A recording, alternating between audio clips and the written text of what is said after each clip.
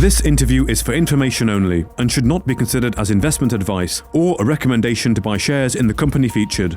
Welcome to this Stock Box interview.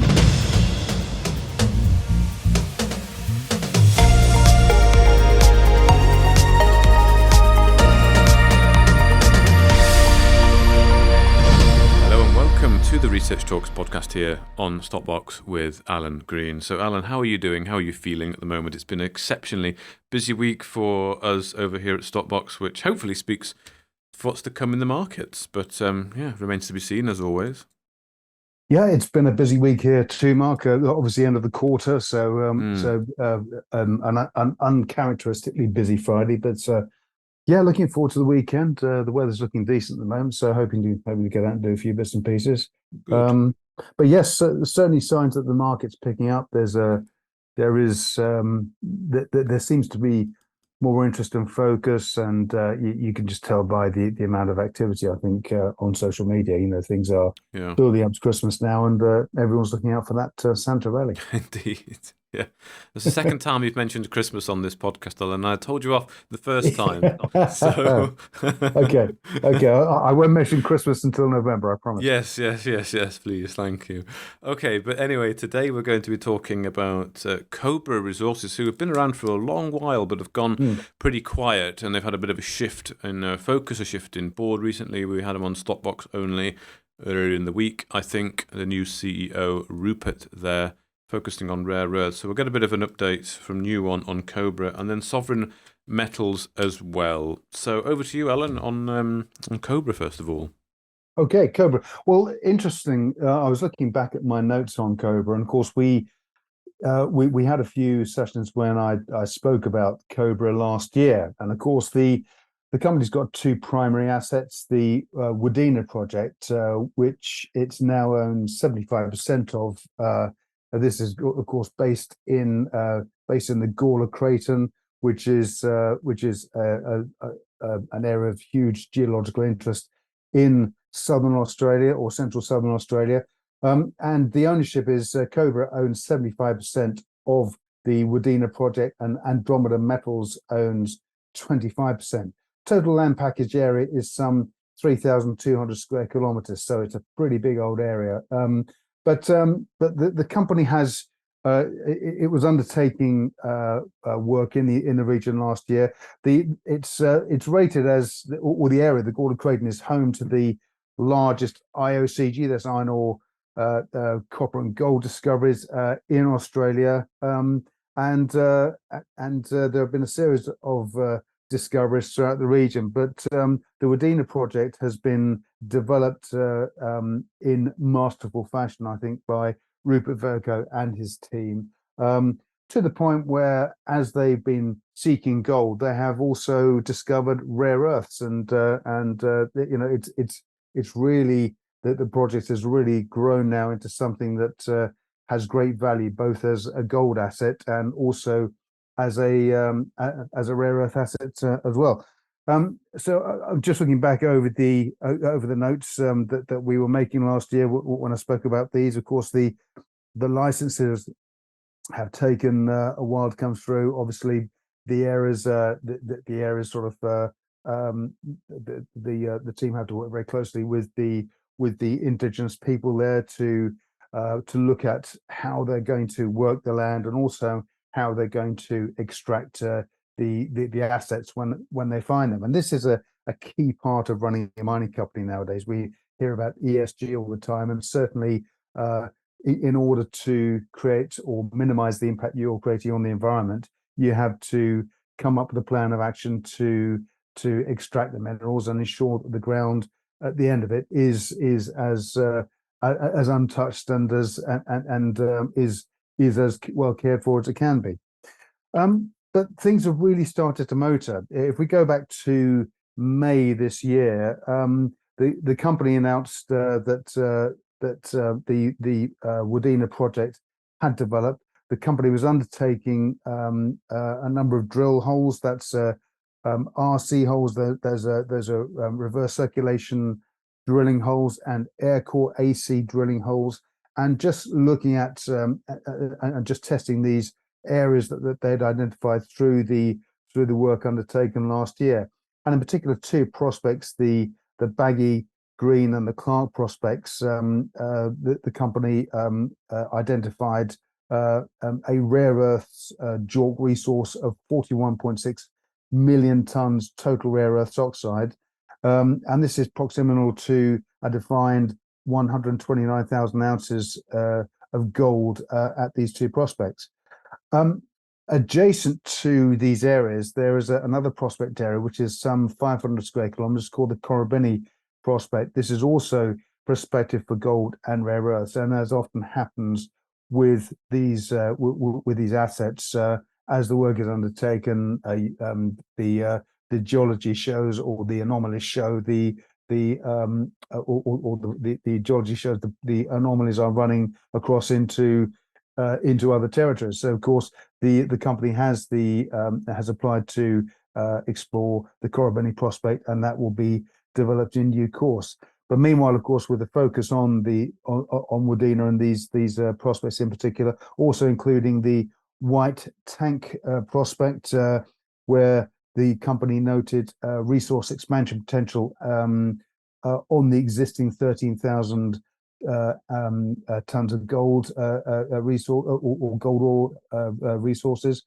The company also said that the Clark prospect has been expanded to 700 meters, and also there were extensions to the Barnes prospect, all within the Wadena prospect area.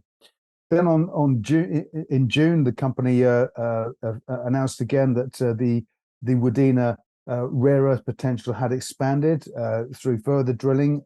It had noted intervals of up to 25 meters with total rare earth oxide grades up to 3,500 or 3,568 parts per million. And Rupert Verco said at that point, that Wadena was developing into a potential tier 1 rare earth prospect. And then, of course, further news about 2 weeks after that, June 20th, the rare earth prospect the rare earth prospect at an area called Boland. They identified a 48-meter intersection which yielded over 2,000 parts per million total rare earth oxide. So this is all building up into the picture of an asset that is offering, I think, unprecedented potential, and certainly this was something that Rupert Verco seized on and just said, that Cobra has developed over the past few months and is delivering transformational exploration success, which of course, if you're invested into a mining company, is just what you want to hear. And of course, in typical fashion in the current market, there's little or no reaction in the share price, which I find astonishing. But equally, that to me further drives home the value that currently exists within Cobra. The company's in many cases done the hard yard. It's identified these assets, and of course the share price has yet to respond. So when we spoke last year, we had a market capitalization of just over 9 million. We sit here today with a market capitalization of 5.6 million, and yet the size of the prospect has expanded. The JORC mineral resource estimate total for Wadena has expanded now to 279,000 ounces of gold compared to 211,000 ounces last year. But in addition to that, it's the upgrade to the rare earth oxides that I think are particularly significant.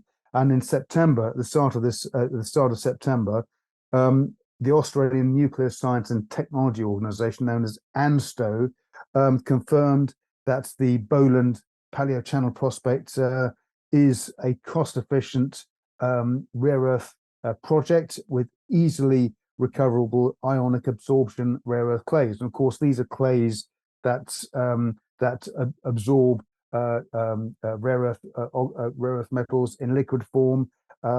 And I think what I found fascinating is that the process used to recover these from clays is that they use what's called a lixiviant, which is comparable to orange juice. So if you put this clay into a tank, you put this orange juice in inverted commas in there, you will extract, using the acidity from the orange juice is sufficient to extract the rare earth oxides.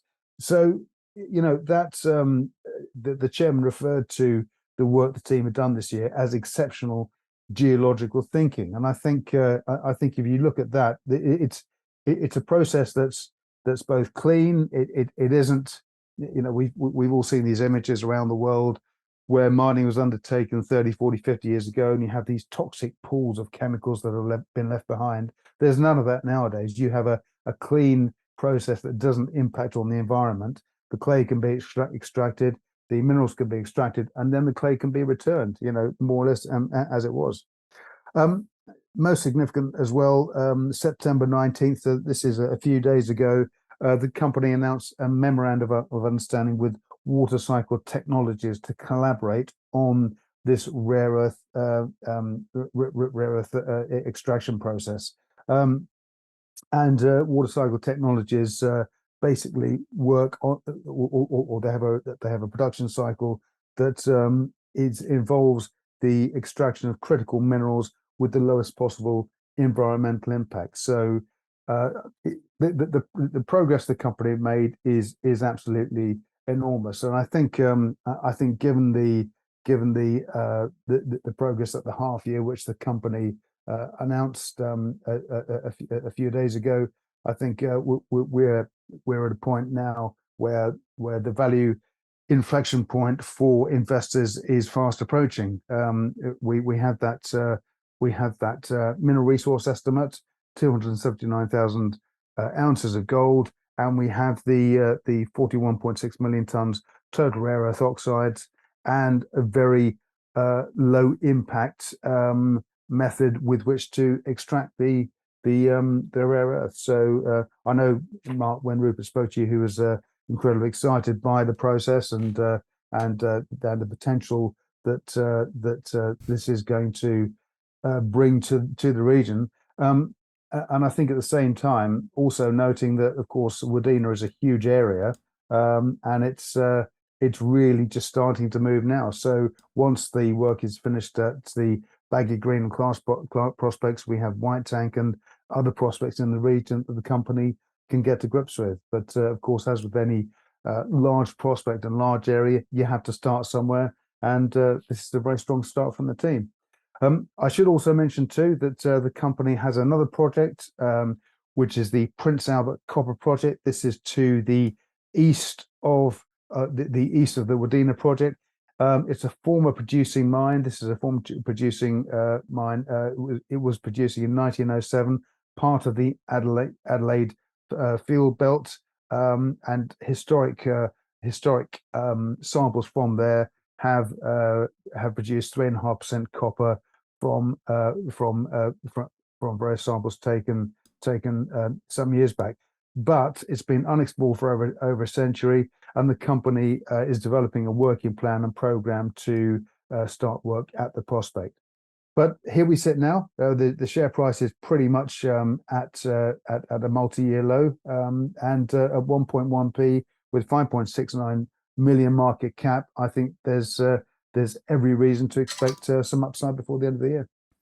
Well, indeed, let's hope so. I mean, of course, I did speak to Cobra in years gone by when it was more of a gold focus. The gold is still there. They do I think have that. They have a resource, I think. They do. Yeah. 279,000 exactly. ounces. Yeah.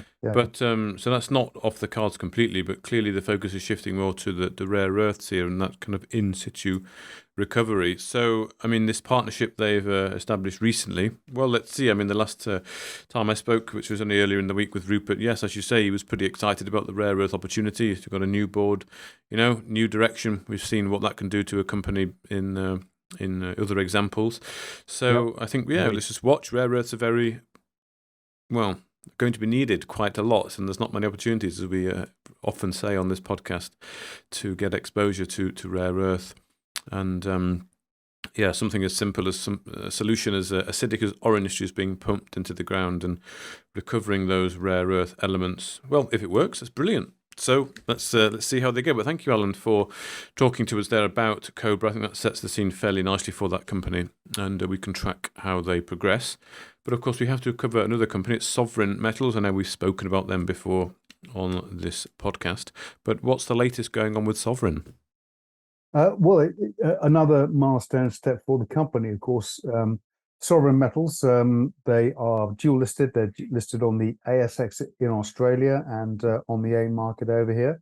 The company currently has a market capitalization of 228 million Australian dollars. So that's about 100, just over 100 million sterling over here, and with very good reason. The company owns the Cassia rutile and graphite project in Malawi, and of course Malawi is known as the warm heart of Africa. And if there's a very good map that is part of that can be seen on the website. So if you're looking to get an idea of where it is in relation to its logistical networks. It's based in a town called Lilongwe, which is in Malawi. You've got Zambia bordering to the west, Mozambique bordering to the right. And then from Lilongwe, you have metalled roads and you have rail links all the way through to what an area called, a road network and a rail network called the Nacala Logistics Corridor. So named because the Nacala Logistics Corridor goes from the Nacala Deepwater Port that's out on the coast of Mozambique, where it's on the coast of the Indian Ocean, and goes all the way through to the Tete coal mine. So that's the coal mine that's owned by Vale, the Brazilian giant, and Mitsui and Moatize. So it's a highly developed corridor, which is a key factor when you're looking to build and develop an asset like this. And I say asset like this because the Cassia graphite and rutile project is absolutely huge. The pre-feasibility studies results were announced yesterday, and it confirms that Cassia is a major critical minerals project, delivering industry-leading economic returns and sustainability metrics.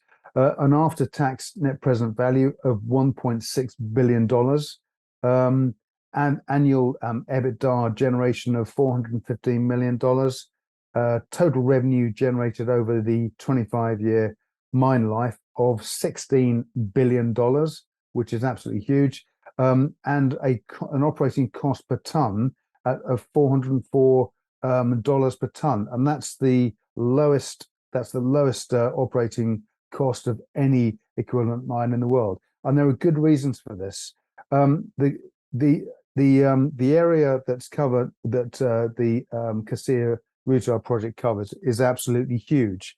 And the rutile rutile itself is it's basically titanium dioxide, and this is used in a multitude of applications, both in smelting. It's used in optics. It's used in aerospace. It's used, for instance, in the brilliant white paint that you'll go and buy from B&Q. So, and of course, the qualities within that offers great protection when it's used, say, for example, on clean tech sites such as wind farms out at sea. So there's a multitude of applications. Also used in welding rods too. And as the project has developed, the company has struck up a number of memorandums of understanding. One of those being Haskell, the global welding giant, that has a takeoff agreement in place, and that's just one of many other takeoff agreements. One with Chemours, the French chemical giant, as well. So the PFS basically confirms that Cassia is set to become the world's largest rutile producer at 222 kilotons per annum. Also potentially one of the world's largest natural graphite producers outside of China at 244 kilotons per annum. And rutile is there's a deficit in supply around the world. One of the largest suppliers, of course, is Sierra Rutile, and that and of course the Cassia project now dwarfs Sierra Rutile in terms of its in terms of the size of the asset and in terms of the future production potential. But the reason it's so cheap is that the stuff is literally just under the ground. So the material effectively is pulped, or the production process will see the material pulped. It'll be and hydromined. It goes into a wet concentration plant, then a mineral separation plant for the rutile. It goes into a graphite flotation plant for the graphite, and then of course is produced off out to market to rail, and goes out to the port at Nacala and is shipped to global markets. So it's a real plug and play scheme, this, and I think that's what's really captured the imagination of the markets and investors. And it's I say investors, it's captured the markets or captured the imagination already of Rio Tinto, which invested $40 million to become a strategic investor back in July, and that of course was a big step forward for the company. But it's also being heralded by the Malawian government. The Ministry of Mining issued a press release about Rio's involvement, which of course is huge for them, and the Prime Minister was involved. He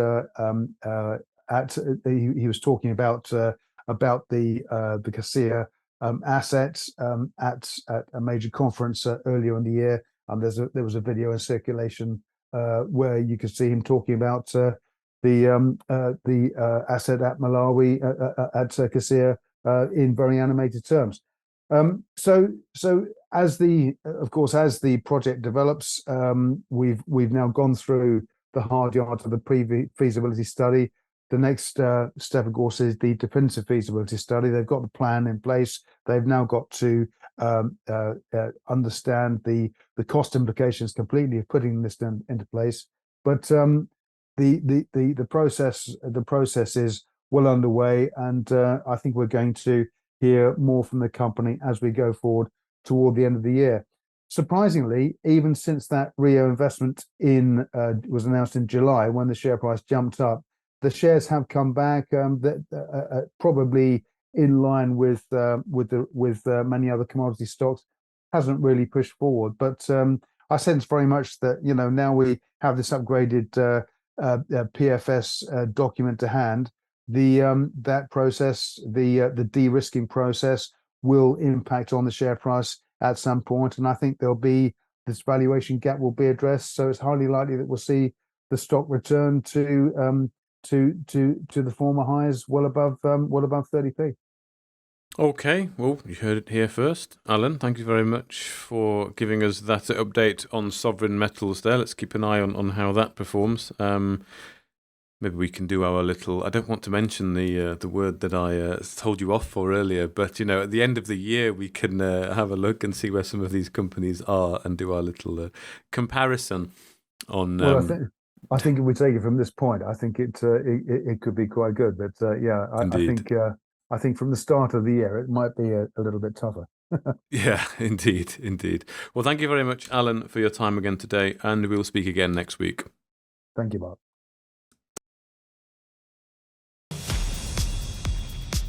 If you enjoyed this interview, then give us a thumbs up, a like, or a retweet. Subscribe to us on YouTube or follow us on Twitter, and hit that notification bell to be the first to know when we release new content. There's loads of great content on our website too, across all our programs at stopboxmedia.com. Thank you for watching.